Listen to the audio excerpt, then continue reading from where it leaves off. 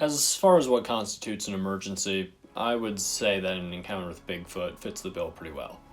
A little after 9 p.m. on June 28th, a group of Louisiana teens that had just graduated high school actually called 911 saying that they'd run into the paranormal primate while camping in Sasquatch National Forest.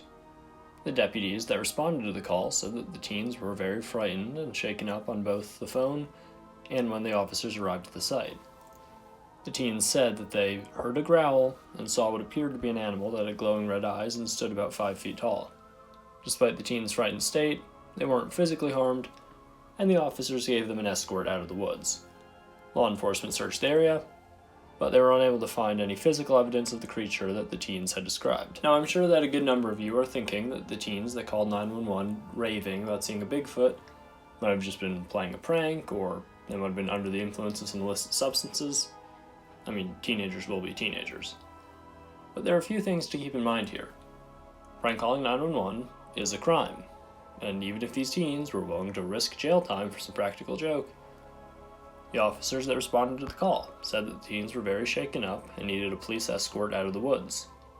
If the teens were under the influence of some illicit substances, to the point where they collectively hallucinated a Bigfoot somehow, well, how did they have the presence of mind to call 911?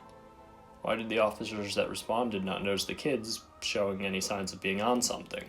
Now, the physical description of our alleged ape man is pretty interesting. Growls are nothing new when it comes to a Sasquatch, and even though they're definitely a point of contention for many, loads of Bigfoot eyewitnesses have reported that what they saw had either glowing eyes or eye shine like other animals in the woods. What really stuck out to me is the size of the Bigfoot, or should I say, Smallfoot. The eyewitnesses said that what they saw was only 5 feet tall. In North America, Sasquatches usually stand over 7 feet tall on the lower end. I think there are two potential explanations for the creature's diminutive size.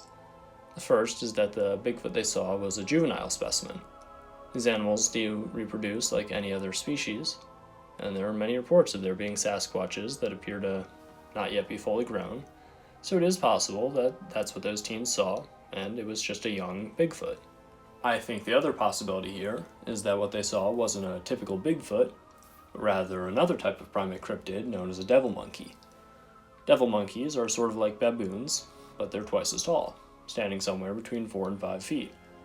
They're said to be pretty aggressive and capable of broad jumping over 20 feet, but maybe most interestingly, they're said to have the same glowing eyes that our mystery monster was described as possessing.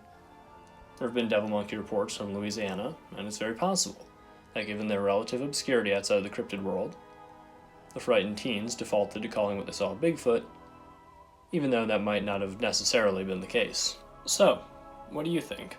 Do you believe that these teens really saw some type of undiscovered primate cryptid in the woods of Louisiana? Let me know in the comment section below.